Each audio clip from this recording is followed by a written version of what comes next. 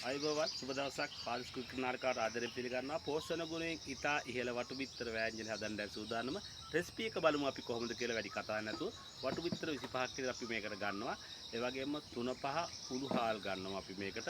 කහ කුඩු ලුණු ගන්නවා. ඒ වගේම ගම්මිරිස් කුඩු ගන්නවා. සහ මුරුංගා දළු අපි විශේෂයෙන්ම යොදා ගන්නවා. මුරුංගා කොළ යොදා ගන්නවා මේකට.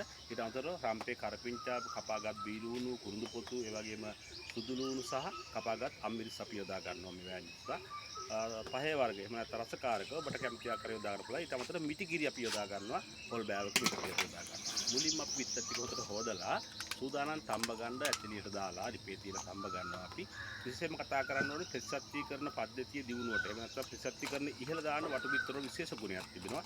ඒ වගේම දරුවන්ගේ මොළයේ වර්ධනයට සහ මතක ශක්තිය වර්ධනයට ඉතාමත් ඉවහල් වෙන වටු බිත්තර තිබෙන පෝෂක පදාර්ථ. ඒ වගේම සෙම, පීනස, ඇදුම ඒ වගේම සමාසිත රෝග වළැක්වීම විශේෂ ගුණයක් තිබෙනවා වටු බිත්තර වල. අපි වීඩියෝ පුරාවටම කතා කරනවා වටු බිත්තර වල තිබෙන පෝෂක පදාර්ථ සහ ඒ වාසි. මේ තමයි පාරිස්කෘතික නාලිකාව අවට පරිසරය. බිත්තරක තැම්බෙනකම් අපි පරිසරය චුට්ටක් බලනවා. ඒ වගේම ගෑස්ට්‍රයිටිස් පාලනය කරන්න ඉතාමත් හොඳ ගුණයක් තිබෙනවා වටු බිත්තර. ඒ වගේම හෘදයේ ක්‍රමවත් රුධිර සංසරණයක් ඇති කරන වටු බිත්තර දායක වෙනවා. බිත්තර ටික තැම්බිලා තියෙන්නේ. සූදානම් අපි බිත්තර ටික සුද්ධ කරගෙන ව්‍යංජනේ හදන්න.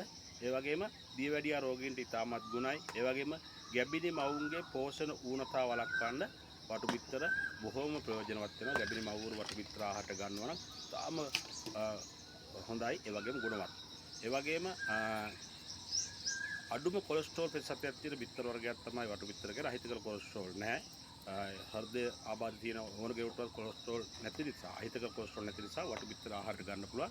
ඒ වගේම විටමින් B2 ඌනතාවයට හොඳ විසඳුමක් තමයි වටු බිත්තර. ඒ වගේම අක්මාවේ පිත්තාශය සහ වක්ගෝඩු ඇති වෙන ගල් වැළැක්වීම විශේෂ ගුණයක් තිබෙනවා වටු බිත්තර වලට. ඒ වගේ රෝග ඒ වගේම පෝෂක පදාර්ථ විශාල ප්‍රමාණයකින් සමන්විතයි. වටු බිත්තර ටිකක් කපා ගන්නවා.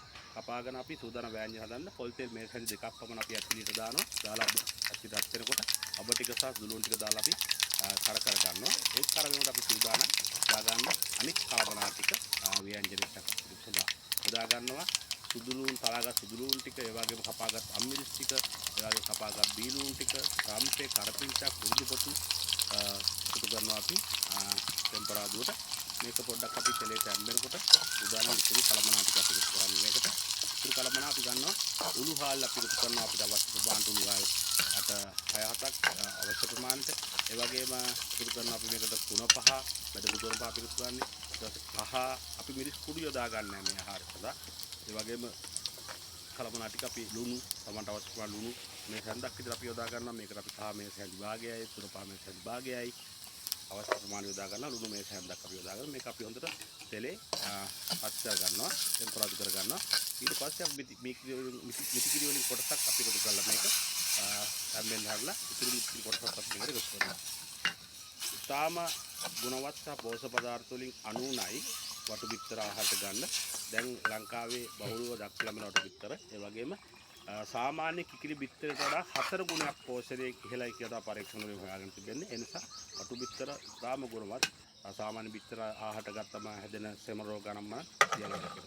බිත්තර ටික දාලා අපි මිටිකිරි ටික රත් වෙනකොට බිත්තර ටික දාලා අපි කවලම් කර ගන්නවා. අවසානට අපි එකතු කරනවා මේකට මුරුංගා කොළ. මුරුංගා කොළ එකතු කරපන් පස්සේ සියලු පෝෂක පදාර්ථ සම්පූර්ණයි මේ ආහාරය. කිසිදු ව්‍යංජනයක් නැතුව අපිට අනිකුත් කිසි ව්‍යංජනයක් නැතුව අපිට පුළුවන් මේක එනින්ම මේකයි බතු විතරක් ආහාර ගන්න. සියලු දෙනාට කිසිම අහිතකර භාවයක් නැතුව භුක්ති විඳින්න පුළුවන් හොඳ රසවත් ආහාරයක් මේ විදිහට හදලා බලන්න. පුදුම රසක් තියෙන්නේ මේකේ. හොඳට කියලට මේ විදිහට හදලා සකස් කරන්න කියලා අපි ඉල්ලනවා අපි. පෞගේ කාලවකවානු තුරම සෞඛ්‍ය ආරක්ෂිත ආහාර පෝෂක ගුණ ඉහළ ආහාර කර්ණාවක් අපි වීඩියෝ ගෙනාවා. අදත් ඒ වගේම පෝෂක ගුණ ඉහළ ආහාරයක් අපි ගෙනාවේ. වීඩියෝ එක වටනවා නම් ලයික් කරන්න, ෂෙයා කරන්න කියලා අපි ඉල්ලා සිටින්නේ. පෞගේ වීඩියෝ නරඹන්න ඔබට හිතකර සෞඛ්‍ය හිතකර ඉතාමත් හොඳ වීඩියෝ ගන්නවක් අපි ගෙනලා තියෙනවා. හොඳ කමෙන්ට් තියෙනවා අපිට.